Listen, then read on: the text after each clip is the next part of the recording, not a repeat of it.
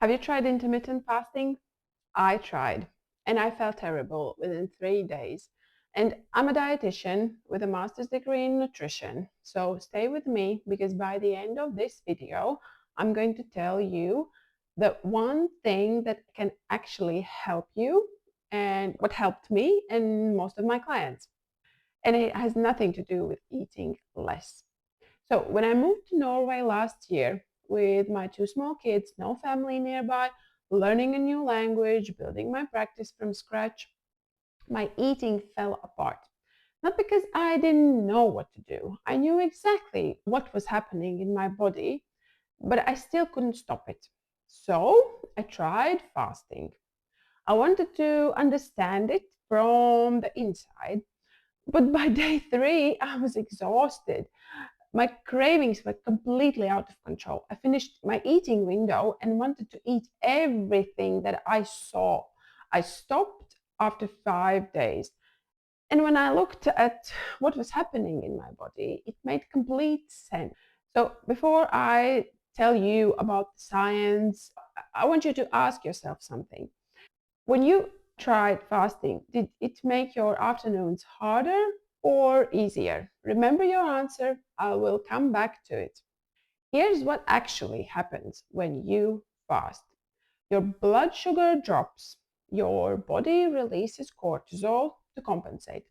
Cortisol is your stress hormone, and at chronically elevated levels, it does three things you don't want. It promotes fat storage, specifically around your abdomen.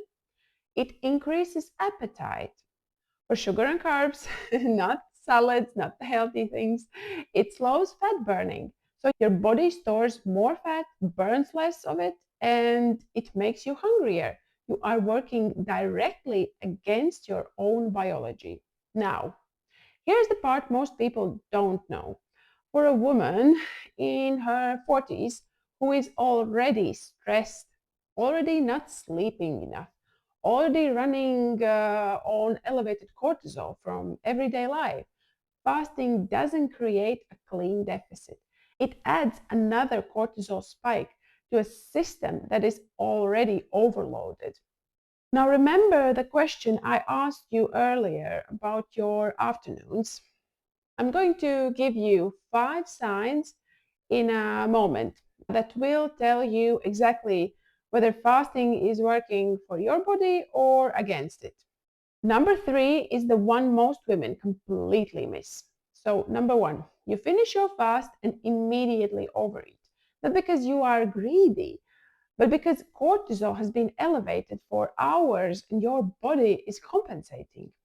2, your energy crashes between 2 p.m. and 4 p.m., and blood sugar instability from sleeping the morning is catching up with you. Number 3, and this is the one most women miss, your cravings are more intense after fasting, not less. Most women expect fasting to reduce cravings. For many, it does the opposite. If this is you, your cortisol response is the reason. 4, you are not sleeping well. Elevated cortisol disrupts sleep, especially if you are exercising in a fasted state. 5, you feel anxious or irritable during your fasting window. That's adrenaline rising alongside cortisol, your nervous system in a low grade stress state.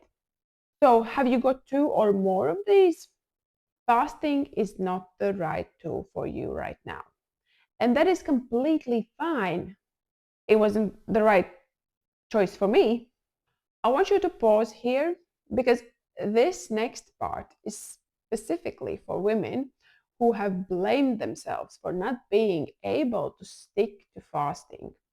So please keep watching. And this one thing I changed that actually moved the needle.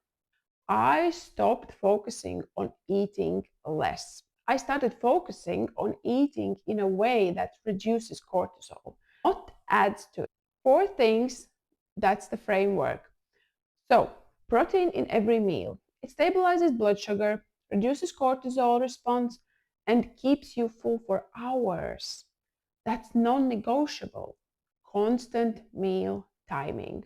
When you eat at roughly the same time every day, your cortisol pattern stabilizes, your energy evens out.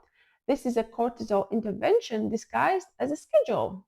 Stop eating 2 to 3 hours before bed because eating close to bedtime spikes cortisol when it should be falling and ruins the sleep your body needs to recover. Eat breakfast, the 4 p.m. crash, the evening eating, the out of control cravings. For most women I work with, breakfast is the missing piece. This works on your best week and on your worst Thursday. That's the point. Have you tried intermittent fasting? Did it work for you or did it make things harder? Tell me in the comments. I read every single one of your comments, and your experience tells me exactly what to cover in my next videos. So, new videos every Wednesday. See you then.